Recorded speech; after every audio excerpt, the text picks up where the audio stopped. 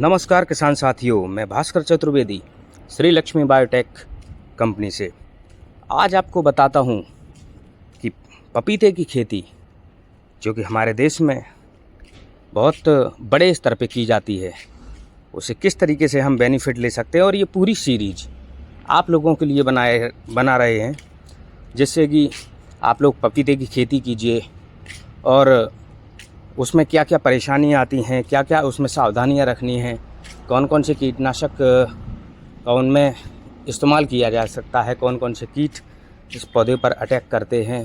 तो सारी जानकारी आपको इस ऑडियो पॉडकास्ट सीरीज के माध्यम से दी जाएगी।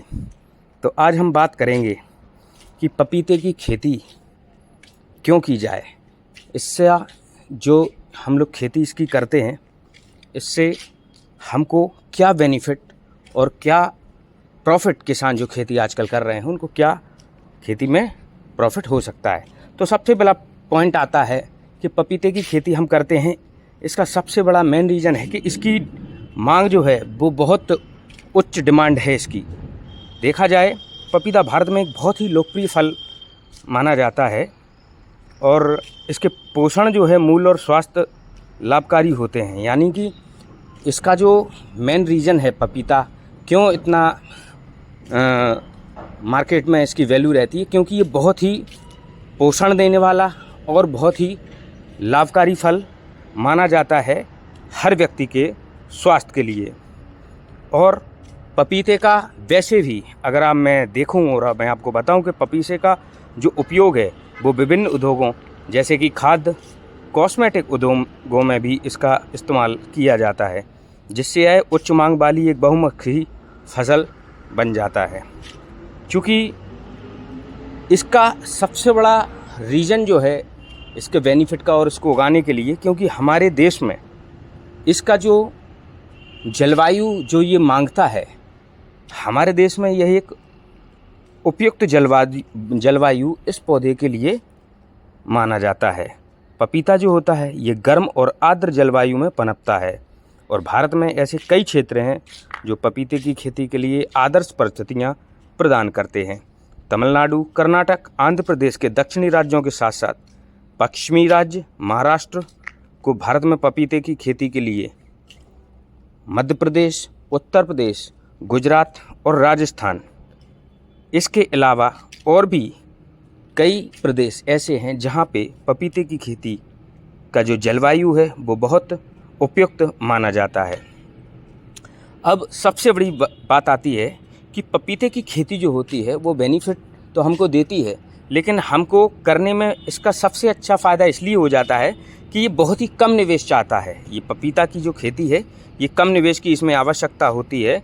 छोटे पैमाने पे भी किसान इससे एक अच्छा प्रॉफिट ले सकते हैं। पौधे को मैं आपको बताऊं कि पौधे को इसमें जो अपन ज़मीन में लगाते हैं, थोड़ी सी ज़मीन में ये अधिक से अधिक पौधे लग जाते हैं। शुरुआती निवेश देखेंगे, शुरुआती जो खर्चा होता है अपेक्षाकृत बहुत ही कम आता है, बहुत कोई ज़्यादा इसका खर्चा आता नहीं है। और इसके अलावा पपीते के पेड़ों की गर्भधारण अवधि बहुत ही कम होती है। यानी कि ये कहा जाए कि पौधा लगाने के हम तीसरे महीने के बाद से ही इसमें फ्लावरिंग स्टेज चालू हो जाती है और छठवें से सातवें और आठवें महीने से हम इससे छठवें महीने से ही फल लेना इससे प्रारंभ कर देते हैं। तो ये एक साल के भीतर भीतर किसानों की कमाई को शुरू कर देने वाला पौधा होता है। अच्छा, पपीते की सबसे मुख्य बात ये आती है कि ये पेड़ जो है अपनी उच्च उपज के लिए जाने जाते हैं। यह एक ऐसे पेड़ होते हैं जो एक पौधे से 50 से लेके 100 किलो आसानी से फल किसानों को प्रदान कर देते हैं। अगर अच्छी वैरायटी लगाई जाए तो निश्चित रूप से यह बहुत ही अच्छी रिजल्ट आपको वजन के माध्यम से दे देते हैं। यानी कि अगर छोटा किसान भी है तो भी वो एक छोटे से एरिया में भी पपीते के पौधे लगाकर अच्छा मुनाफा कमा सकता है।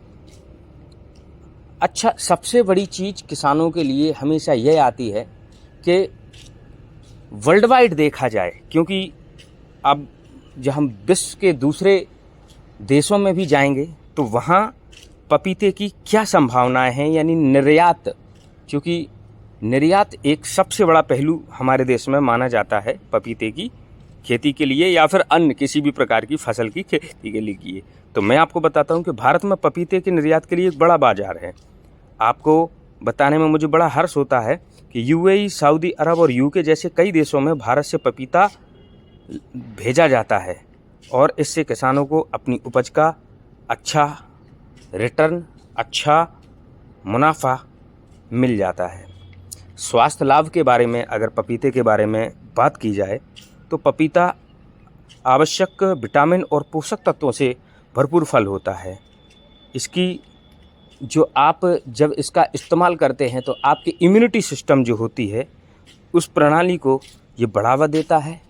पाचन में भी इसमें काफ़ी, जब अपन इसको ग्रहण करते हैं तो अपनी पाचन क्रिया जो होती है वो भी बहुत ही अच्छी इसको खाने के बाद हो जाती है। साथ में स्वास्थ्य, त्वचा और बालों को बढ़ाने में भी ये मददगार साबित होता है।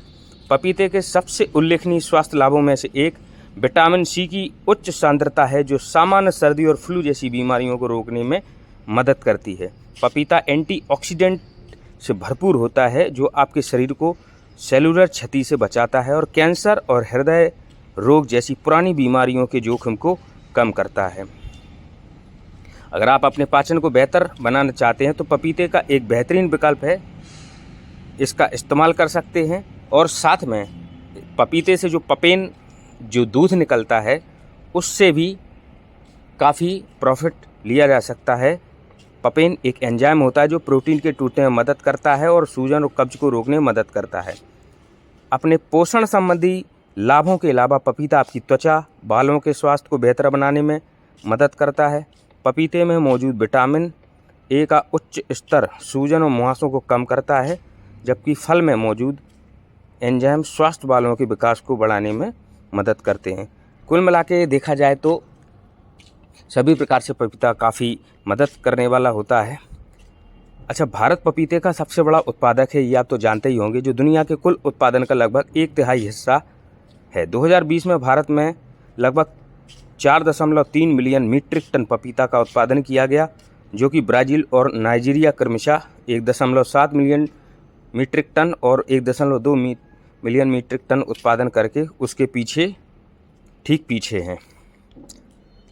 पपीते की खेती भारत में एक आकर्षक व्यवसाय है और कई राज्यों में इसका अभ्यास किया जा रहा है। यह कई किसानों के लिए आय का एक महत्वपूर्ण स्रोत भी है और ग्रामीण क्षेत्रों में रहने वाले लोगों को रोजगार के अवसर प्रदान करने के लिए एक महत्वपूर्ण भूमिका निभाते हैं। पपीते की खेती करने वाले राज्य आंध्र प्रदेश, कर्नाटक, तमिलनाडु, महाराष्ट्र, गुजरात, राजस्थान, मध्य प्रदेश और उत्तर प्रदेश शामिल हैं। इन राज्यों में पपीते की खेती के लिए सबसे अनुकूल जलवायु है। साथ ही अनुकूल मिट्टी की स्थिति और प्रचुर मात्रा में पानी की आपूर्ति इन राज्यों की सरकारें पपीते की खेती करने वाले किसानों को सब्सिडी भी दे रही हैं, जिससे उन्हें पैदावार में उल्लेखनीय वृद्धि करने में मदद मिलती है। तो यह एक संक्षिप्त विवरण रहा पपीते की खेती करने के लिए हमारे किसानों के लिए। अब मैं अगले पॉडकास्ट में आपको बताऊंगा कि पपीते की खेती करने के लिए हम कौन कौन सी किस्मों का चुनाव कर सकते हैं और कैसी ज़मीन जो है वो कैसी ज़मीन का चुनाव करना होगा और किस तरीके से उस ज़मीन को तैयार करना होगा। तो यह जानकारी हम आपको अगले पॉडकास्ट ऑडियो सीरीज में लेकर आएंगे। यह था भाग 1 और आपको पपीते की खेती के भाग 2 में लेके चलेंगे, जिसमें आपको और कुछ मुख्य जानकारियां प्रदान करेंगे। श्री लक्ष्मी बायोटेक कंपनी का माध्यम और इसका उद्देश्य केवल एक ही रहता है कि किस प्रकार से किसानों को एक अच्छा प्रोडक्ट देकर उनकी कमाई को ज़्यादा से ज़्यादा हम बढ़ा सकें, उनके साथ हम समन्वय स्थापित कर सकें और सही जानकारियां समय समय पे उनको प्रदान करके हम एक भारत के गौरवशाली इतिहास को खेती के माध्यम से बढ़ाने में महत्वपूर्ण कैसे योगदान हम दे सकते हैं। ऐसा हमारी संस्था का हमेशा प्रयास रहता है कि ज़्यादा से ज़्यादा कोशिश करके किसानों को प्रॉफिट दिलाया जाए। धन्यवाद।